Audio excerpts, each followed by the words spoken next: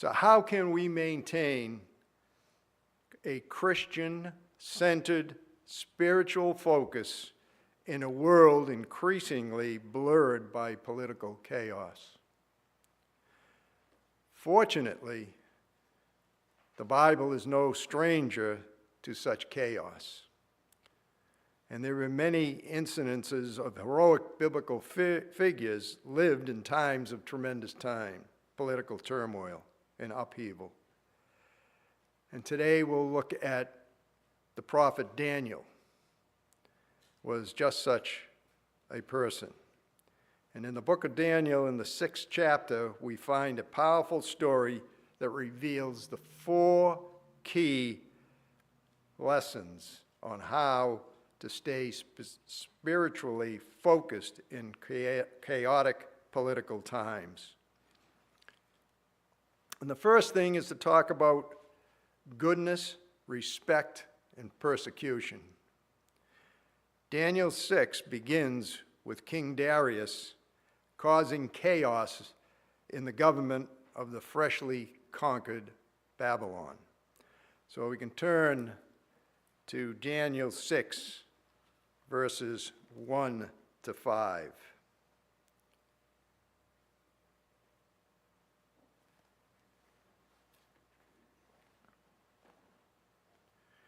And it opens up that it is pleased Darius to set over the kingdom 120 satraps to be over the whole kingdom. And over these 3 governors, of whom Daniel was one, that the satraps might give account to them so that the king would suffer no loss.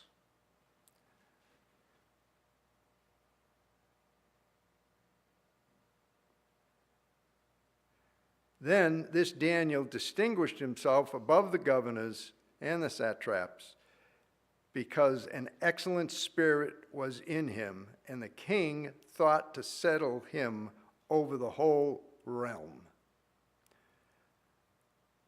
So this is the chaos that was set forth when King Darius appointed Daniel as one of the lead over the kingdom. And now Daniel has so distinguished himself among the administrators and the satraps by his exceptional qualities that the king planned to set him over the whole kingdom. And so at this time, the administrators and the satraps tried to find grounds for charges against Daniel in his conduct of the government affairs, but they were unable to do so. They found no corruption in him because he was trustworthy and neither corrupt nor negligent. And as it says in verse 3, then this Daniel distinguished himself above the governors and the satraps because an excellent spirit was in him, and the king gave thought to setting him over the whole realm. So the governors and the satraps sought to find some charges against Daniel concerning the kingdom, but they could find no charge or fault because he was faithful, nor was there any error or fault found in him. So then these men, we shall not find any charge against this Daniel unless we find it against him concerning the law of his God. So as we can see here, this has started in the history under Darius, and the ruler of the Medo-Persian Empire had only recently conquered Neo-Babylonians. In a masterstroke of warfare, he had vanquished their capital by diverting the Euphrates River and leading his armies through its now dry riverbed and under the city walls. And this stunningly warfare of the Medo-Persians undoubtedly overflowed with nationalistic pride. Darius does the unthinkable. He brings a conquered political leader, Daniel, to begin preparations to make him a top political leader. Normally, when a government is overthrown, most of the people who are in the previous administration are either dismissed or, in these many days, and in some countries even today, they're executed. They're removed so that they do not have an impact on what the king wants to do, new king wants to do. And so picking Daniel was an astonishing act. Darius could not resist the temptation to play Daniel in a place of power. And so this brings us to the first lesson: we can stay spiritually focused even in chaotic political times. Being a good citizen who respects the government does not guarantee freedom from difficulties or persecution. So be good and respectful anyway. Daniel was all too familiar with the political chaos and the difficulties it could bring. He had seen the government of his home country of Palestine deteriorate and finally be conquered by the Babylonians. While holding high office in Babylon, he had seen firsthand the political gyrations of King Nebuchadnezzar. Nebuchadnezzar was a brilliant leader who, but nevertheless, as all men are, prone to wild flights of ego-driven fancy. And this causes problems within his kingdom. And now Daniel is thrust into the political potential chaos again, with 120 satraps gunning for him, and a new king that would prove to be as susceptible to flattery and selfishness as Nebuchadnezzar was. If ever there was an excuse for Daniel to become cynical and disrespectful. But incredibly, Daniel does not do this. He refuses to become rude or ill-mannered. He does not badmouth the king, either to his face or behind his back. And though humanly speaking he had grounds to do so, Daniel apparently makes no attempt to undermine the Medo-Persian government.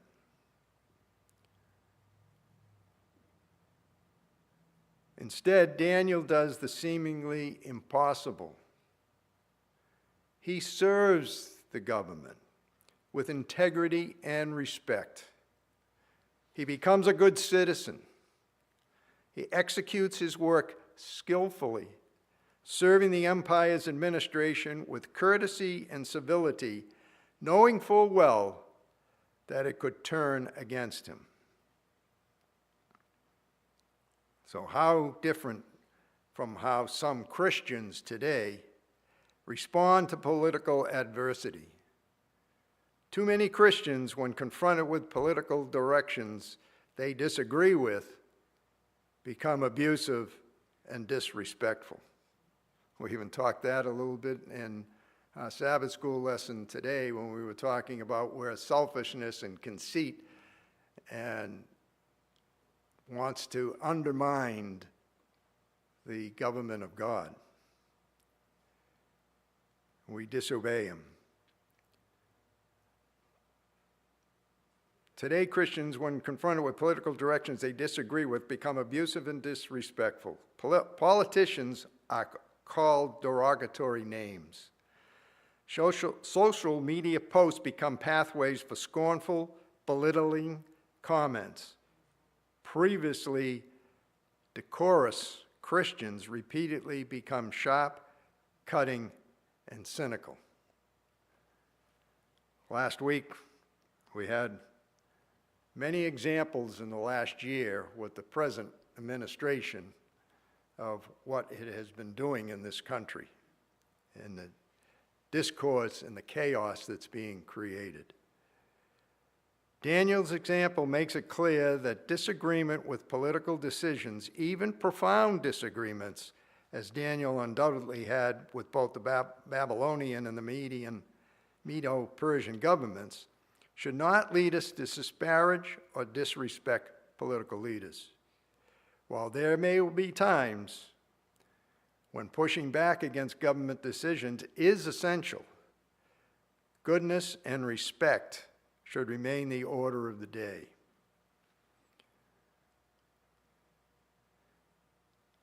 "600 years after Daniel's ministry, Jesus would command his followers to love your enemies, do good to those who hate you, bless those who curse you, pray for those who mistreat you." From Luke 6:27 and 28. As Daniel's life foreshadowed, following this command not only trends to build bridges in divisive times, it also enables Christ to elevate us above the muck and chaos of lowbrow political maneuverings, keeping our eyes firmly focused on him and his agenda. Lesson 2, avoiding a fatal combination. A second lesson on staying spiritually focused during the political chaos is found in Daniel 6:6-9. "So those governors and satraps thronged before the king and said thus to him, 'King Darius, live forever. All the governors of the kingdom and the administrators and the satraps and the counselors and the advisors have consulted together to establish a royal statute and to make a firm decree that whoever petitions any god or man for 30 days, except for you, O king, shall be cast into the den of lions. Now, O king, establish the decree, sign in writing, so that it cannot be changed, according to the law of the Medes and the Persians, which does not alter.'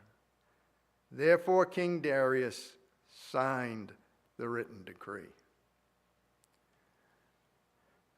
So these administrators and satraps went as a group to the king and persuaded him to create this statute to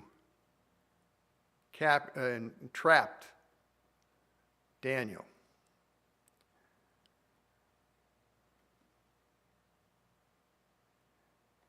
And the second lesson keeping spiritual focus in chaotic political times is this: state-enforced religious observance inevitably leads to persecution. Christians must therefore stay relentlessly focused on preserving religious liberty. And it says here, can you imagine if a law like the one King Darius signed was attempted in the United States today? What if a sitting president issued an executive order requiring everyone, everywhere in the nation to pray to him and him alone, with non-compliance resulting in death? Such a president would be opposed by forces both inside of the government faster than you can spell impeachment. And how come? The answer is clear: because many Americans still believe that the church and state are to be officially separated.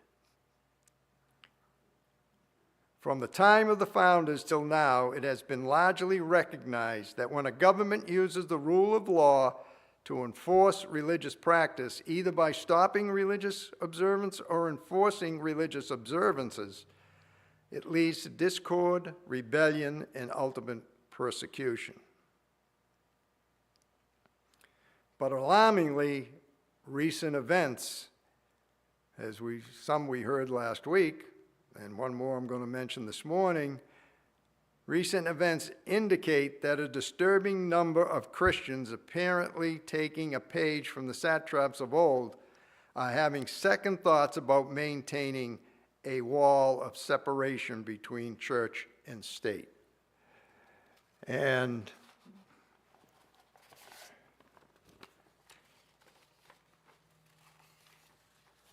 this past week, on January the 18th, North American Division of Seventh-day Adventists, Sunday rest proposal raises troubling religious liberty concerns. And it reads, a proposal by a Washington-based advocacy organization to legally recognize and enforce a uniform day of rest.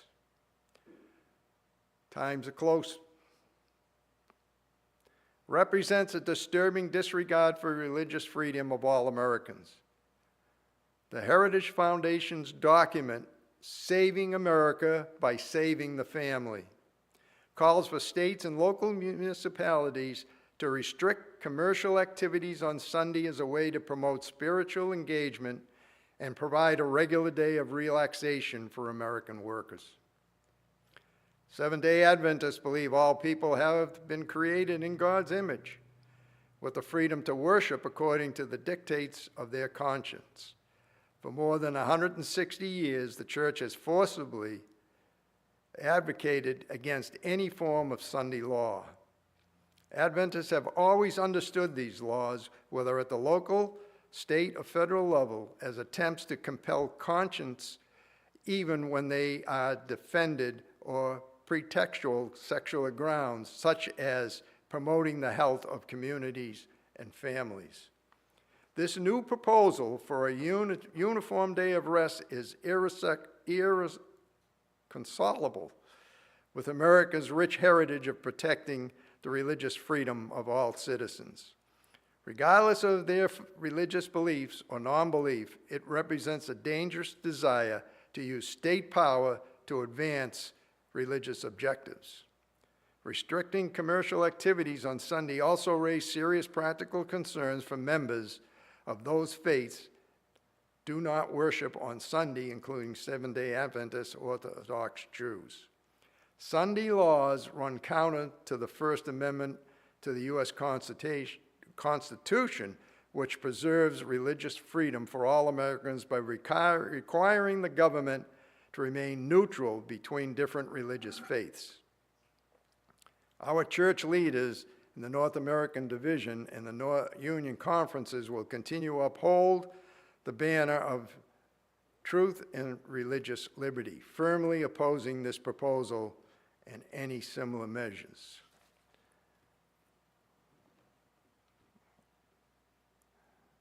Its prophecy is being fulfilled. We can see it happening. It's going to continue. This may be a temporary one. It may not get passed, but it shortly will be. Our religious freedoms are going to be tested.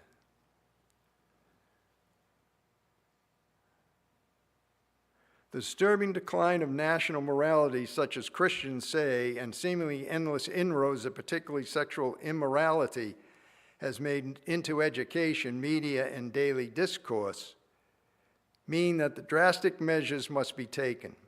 They further allege that the state must begin to enforce moral law, even if it means mandating certain religious practices be performed by both religious and irreligious citizens. In short, they say it is a return America to its Christian roots. And we see that today. The Christian right wing, even evangelicals, are controlling much of what gets coming out of the government. They've convinced the president that we need to go back to how we were and the moral standard of America was at the beginning. And he is following in their dictates, and it's going to continue.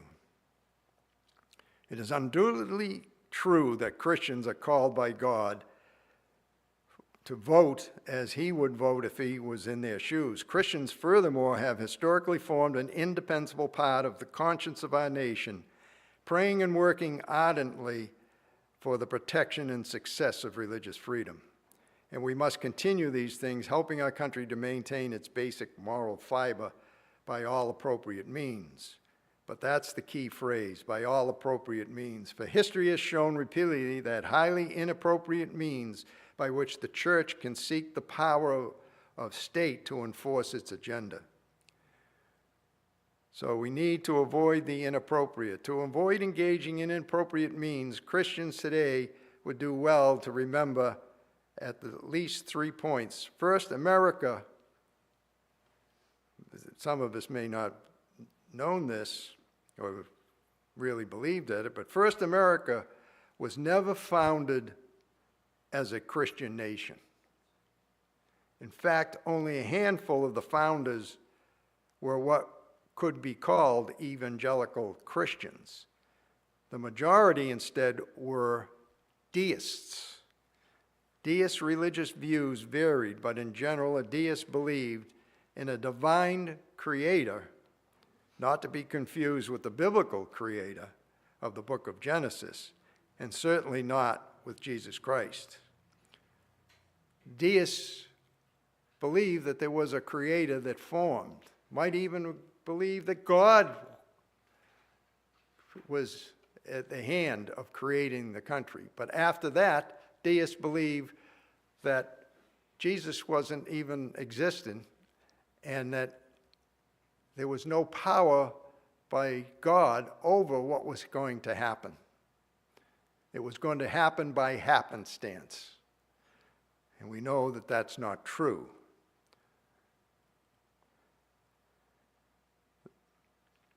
So thus, while deists had a pronounced moral element, distinctively Christian teachings such as sin, the fall of humanity, salvation through Christ, the call to share one's faith, were seen as incompatible with it. This leads to some important realizations. For instance, the Declaration of Independence, famous phrase, "We hold these truths to be self-evident, that all men are created equal, that they are endowed by their Creator with certain inalienable rights," is classic deist language. It is not a reference to the Christian conception of the biblical Creator or Jesus Christ. And while the founders were friendly to Christianity, particularly its Protestant form, they were adamant that no specific religion should ever be mandated by our Constitution. This is why founder John Adams could honestly say in the Treaty of Tripoli in 1797 that the government of the United States of America is not in any sense founded on the Christian religion. Consequently, anyone trying to return the United States to its Christian roots is attempting an impossibility. You cannot return to a country where that country has never been. And if a Christian continually attempts anyway, he or she may be unwittingly laying the groundwork for the very thing the founders were seeking to avoid: religious observance. Inevitably, religious persecution enforced by the power of the state. Second, Christians must remember that lasting positive change in society comes primarily through evangelism and discipleship, not through politics or government programs. No, Christians are not to oppose all government programs. Some are indeed useful and deserve our support, but we must never forget that the government ultimately relies on the force of law. And force can never bring lasting transformation in the heart. Christ instead invites, not forces, but invites all who are willing to do so to surrender to him. we will see in this country where we will be forced and persecuted to follow the dictates of the government. And ultimately, Satan, who is orchestrating all the scenes, by his grace, begin to transform more and more into his image. Such transformed lives are a source of tremendous joy to those who have been thus set free. And from civic perspective, they have also proved to be the bedrock of lasting positive societal change. Consequently, the fact that so many Christians today are looking to use the power of the state to compel lasting societal change is a sign not of resourcefulness, but of failure. The failure to fulfill the Great Commission and to make mature, loving disciples of Jesus Christ. Third, Christians must remember that sinners have rights, including the right to make bad decisions. True, these rights have limitations.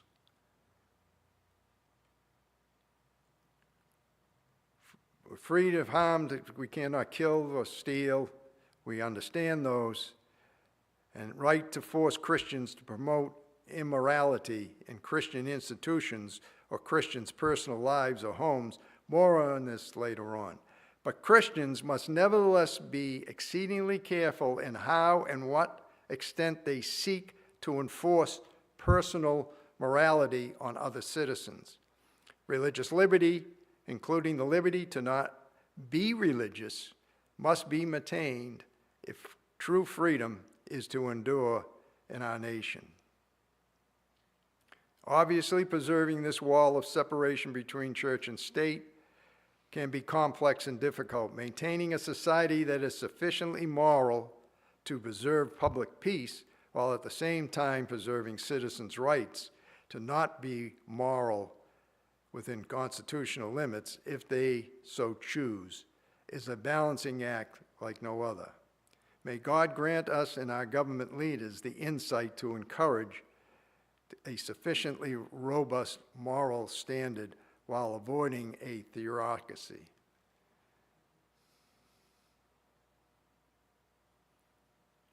I fear that we don't have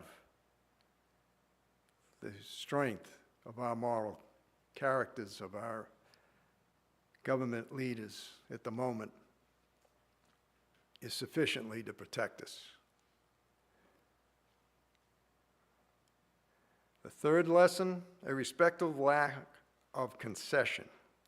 A third lesson for keeping spiritual focus in a chaotic political times is found in Daniel 6, verses 10 and 11.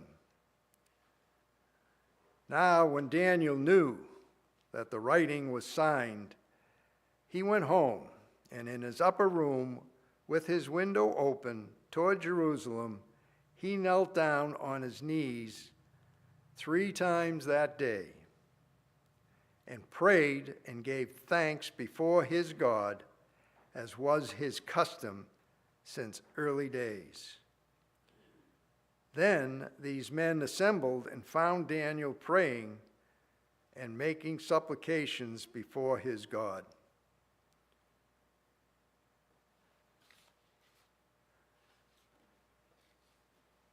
When religious liberty is threatened, Christians must refuse to personally compromise on biblical principle and practice. Daniel's example here is surely one of the most extraordinary in all Scripture. He knew full well what was going to happen. Yet he nonetheless proceeded to do exactly what he had always done. Look to God in prayer 3 times a day, and he did so in highly visible fashion at the sill of his upstairs window. There is no hint of compromise in Daniel. The king's arrogance and resumption were public challenges to God's sovereignty. Daniel consequently knew that anything less than an unbroken continuation of his previous devotional life would be viewed as an agreement with the royal sacrilege. So Daniel prayed, not once, not twice, but 3 times, just as before. Daniel prayed, not in a closet or under his bed, but at the noon window, the open window, just as before. Daniel prayed, not to King Darius, a mere mortal, but to Jehovah, the great God of heaven and the master of all earthly kingdoms, just as before. It was and remains one of the most striking examples of unrelentless faithfulness to God. And we are going to be challenged to stand and pray openly soon. It also illustrates a clear, at least 2 additional truths. First, being respectable of political leaders does not mean never disagreeing with them. While there's not the slightest whiff of hostility or verbal disrespect in Daniel's attitude toward the king or the satraps, he nonetheless openly disagreed with them. Christians today may at times need to do likewise. Not may, not soon, now. Second, it is tempting to see Daniel's continuing prayers at the window as an endorsement of civil disobedience. And indeed, there is a measure of support here. Civil disobedience, defined by the Britannica Dictionary as a refusal to obey the demands or commands of a government occupying power without resorting to violence or active measures of opposition, has happened many times in U.S. history.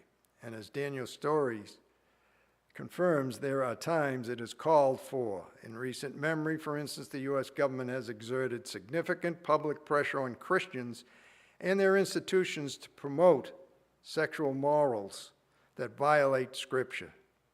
Christians' response to such pressure must be respectful, clear, and public no. Furthermore, we know that the day is coming when we will firmly need to disobey the government's command to observe false Sabbath. Sometimes nothing less than public dissent will do. But Daniel's story also shows that there are times are most likely rare, but it's coming soon for us.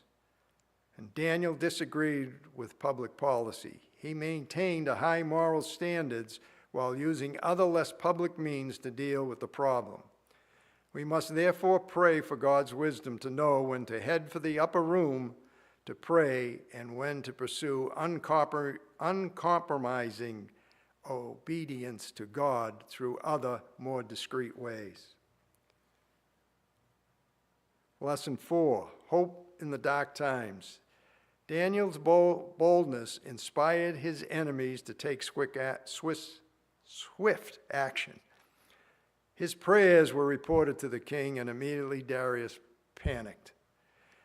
Daniel 6:14 tells us that when the king heard of Daniel's prayers, he was greatly distressed. He was determined to rescue Daniel and made every effort until sundown to save him.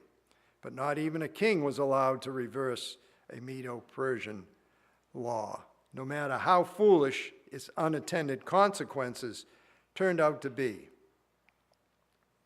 And with profound anguish and regret, Darius ordered Daniel thrown into the lion's den. And may your God, whom you serve continually, rescue you, the king called to Daniel. And after sealing entrance to the den, Darius retired to a sleepless night. We know the answer, that Daniel survived. And the king, Darius, when he found out that Daniel was still alive, he rushed to the lion's den at the first hint of dawn. And Daniel, servant of the living God, he called out in verse 20, "Has your God, whom you serve continually, been able to rescue you from the lions?" The Bible records the joyous response. And Daniel answered, "May the king live forever. May God send his angel, and he shut the mouths of the lions, that they may not hurt me, because I was found innocent in his sight. Nor have I ever done any wrong before you, your majesty." The king was overjoyed and gave orders to lift David out of the den. And when Daniel was lifted from the den, no wound was found of him, because he was trusted in his God. Verses 21 and 23. Now, many times this story ends right there. Daniel is now safe, his body unscathed. God has rewarded his faithful servants, a generally good ending, if ever there was to be. But there is one final part of the story that holds a valuable lesson, particularly regarding the fast approaching end-time religious liberty crisis. After Daniel and the king are reunited, Darius made the following proclamation: "To all nations and peoples of every language in all of earth, may you prosper greatly. I issue a decree that in every part of my kingdom people must fear and reverence the God of Daniel. For he is the living God, and he endures forever. His kingdom will not be destroyed. His dominion will never end. He rescues and he saves. He performs signs and wonders in the heavens and on the earth. He has rescued Daniel from the power of the lions." In verses 25 and 27. Darius has revealed a fourth and final lesson for how to keep clear a spiritual focus in chaotic political times. The coming battle over religious liberty will be difficult, but it will also be the means of transformation for thousands, and that is the cause for celebration. Many in these end days, when they observe what's going to happen, are going to turn to Christ. Today, Seventh-day Adventists have been blessed with an abundance of knowledge about the end time. And while most find this information inspiring, it has also made others nervous or even fearful. Revelation 13, for instance, portrays a conflict of epic proportions, promising a cosmic battle between Christ and Satan that will culminate in a global choice.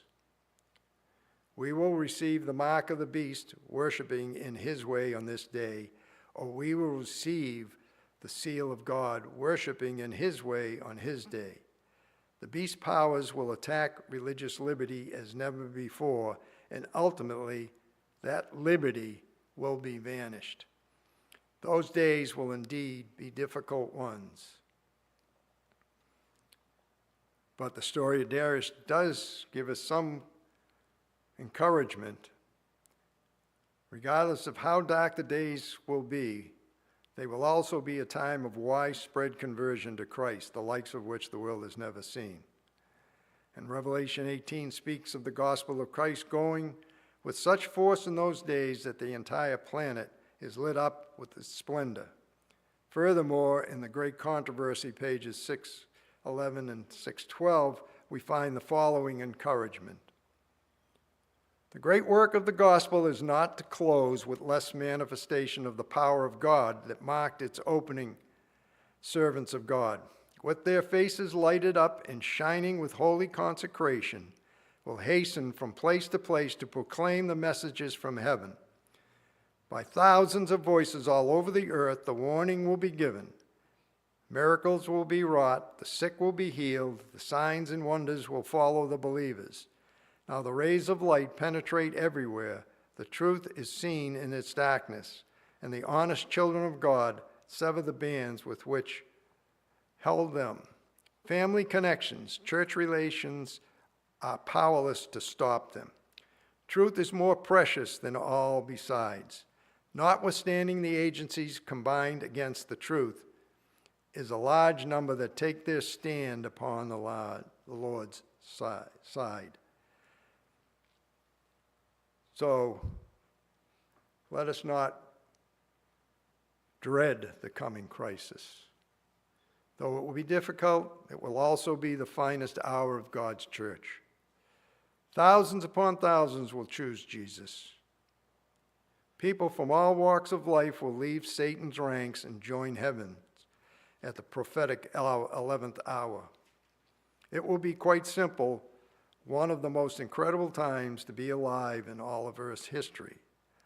I want to be there, don't you? But I want Jesus to come now. We do and live in chaotic political times, but there's no reason to let the chaos cloud our focus.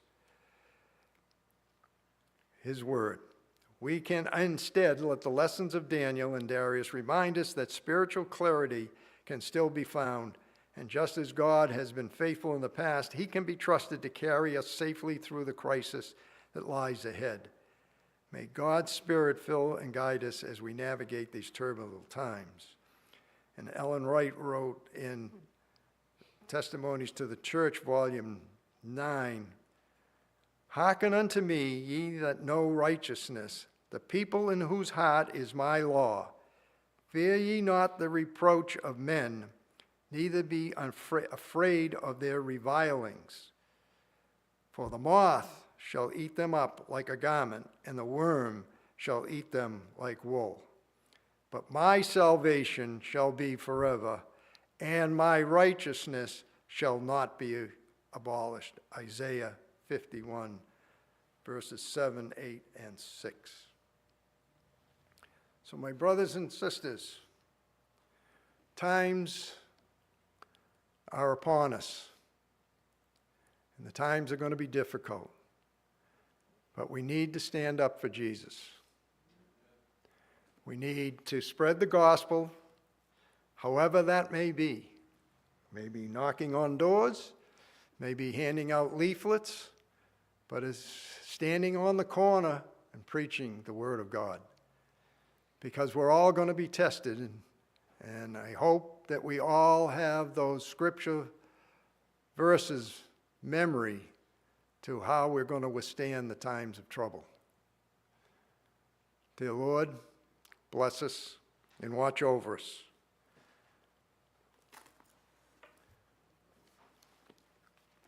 Now we'll have our closing hymn. Oh, yes, I do.